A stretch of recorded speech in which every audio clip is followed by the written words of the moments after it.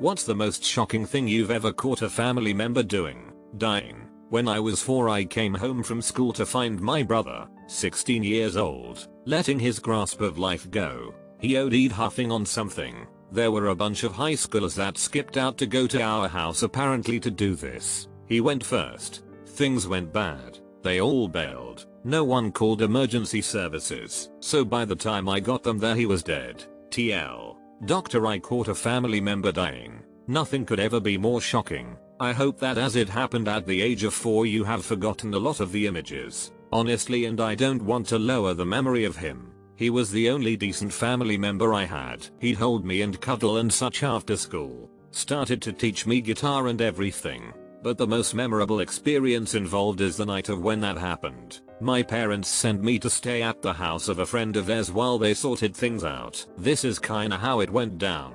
Arrived at strange person's house, fed supper, and put to bed with their 4-year-old boy. Multiple times during the night he kept stabbing me with nails from one of those toy nail sets, for hours on end. The pressure of this with the idea of my brother being dead working through my mind, I could take no more. I started crying. Parents came in and shouted at me to stop crying. So I did for then. But the kid kept continuing with the jabbing. Again. And again. And again.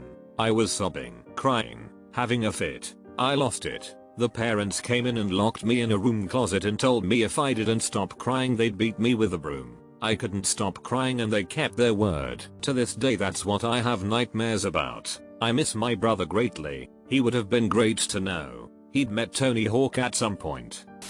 Okay, this will probably get lost in the thread but we'll try anyway. This happened to me when I was about 14 and I will never forget it. Here goes. Everyone had gone out for the evening except my sister, who was downstairs watching TV. I was getting a little thirsty and decided to creep downstairs to grab a soda. I knew something wasn't right when I discovered my older sister, 16 at the time, wasn't sprawled on the sofa watching her favorite soap. I decided to investigate. I crept into the kitchen and heard a door creak. I thought it would be funny to hide in a cupboard and see what she gets up to. Christ on a bike, I regret that decision to this day. My sis made her way to fridge and decided to make herself some toast. What happened next really blew my mind. Once the toast popped up she grabbed it and proceeded to spread butter all over it. But get this. She then decides to put the moth her fine knife that she just used to butter her toast into the jam. She didn't bother cleaning it first. There were blobs of crumb-soaked butter all over the jam that was left in the jar. I was disgusted. I later confronted her about it and she denied everything. She said the blobs were probably already there, grow the F up. Mom was really pissed about the whole thing though. My best friend asked me to help her fix her mom's laptop, which had half a screen of toolbars when the browser was open, etc. The best friend was poking around opening files and right as I said, we can just scan all of them instead, a pic of her mom naked with 2 dildos crammed in her ray pops up. This woman, her mom, practically raised me. The image is burned into my retina. The first time I rode a dirt bike my father speed past me, standing on the seat, with no hands. I was probably 11 at the time and my father was 55. I never looked at him the same again. My brother and I started riding with my dad when we were 8 and 10. We would follow him around the desert and whatnot and mimic what he would do, until one day he went and did what you described. So naturally, being the 10-year-old stuntman I was, I started to stand on my seat. Right when I got both feet up on my PWAT, my dad hit a patch of sand and got squilly with it and ended up launching. He landed pretty hard and needless to say that was when our routing stopped that day. The best part is my dad is sort of a hard A, so he led the way back to the truck while we followed and began loading up the truck. Once everything had been packed away and the bikes tied down, we made our way home. I notice my dad hasn't taken off one of his gloves and I mention it to him. He doesn't say anything about it. When we get home he tells me and my brother to unload everything. After we are done we find him in the backyard laying on the cool deck around our pool with his hand in the pool laughing like a lunatic. Mom gets home and wants to know just what the F is going on, so me and my brother fill her in on the whole story.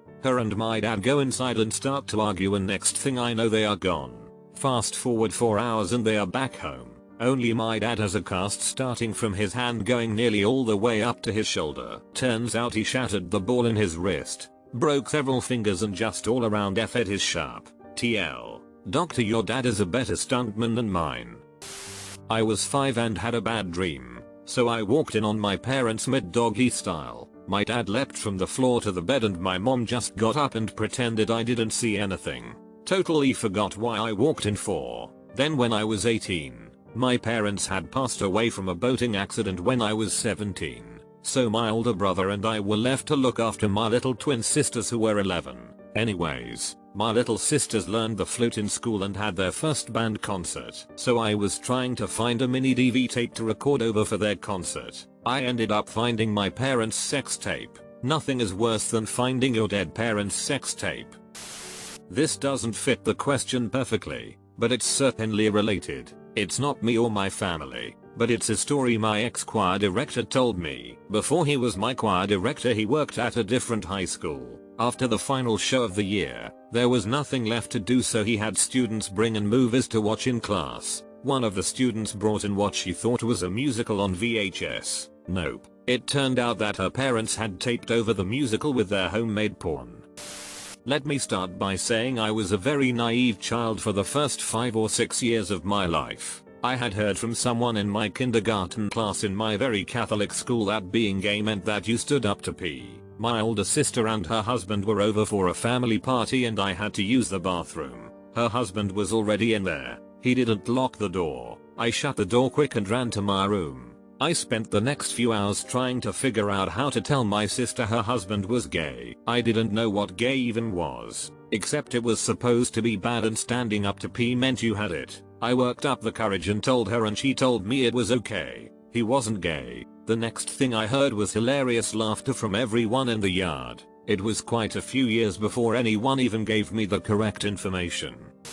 My best friend lived with my family for 18 months when we were in grade 4 because his dad was on trial for molesting his sister. At least 6 times I walked in on him and my older brother performing an interesting blowjob 69 type deal. They got more and more challenged about it until one night they were doing it in my bed and my parents walked in.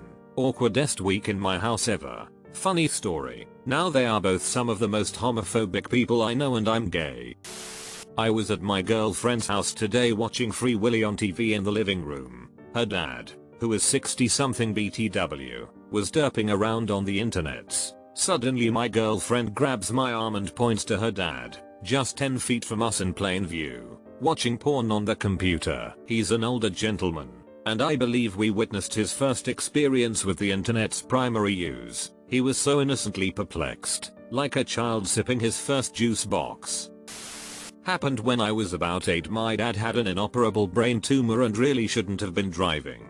He was picking up my older brother from work one day and my sister got out of the back seat to take his place. She ran around the back of the car and he decided then was the perfect time to back up. Not knowing that she'd gotten out, he managed to drive over the back over the side of her foot and completely shear off the side. You know, the nub thing that kind of sticks out of the outer edge of the foot. Clean down to the bone. I've never seen so much blood. 10 I'd like to duct tape down the kill switch on our push mower so my brother was cutting it off. Well, while I was watching he managed to slip through the tape and ram the knife into his wrist, severing the tendon to his thumb.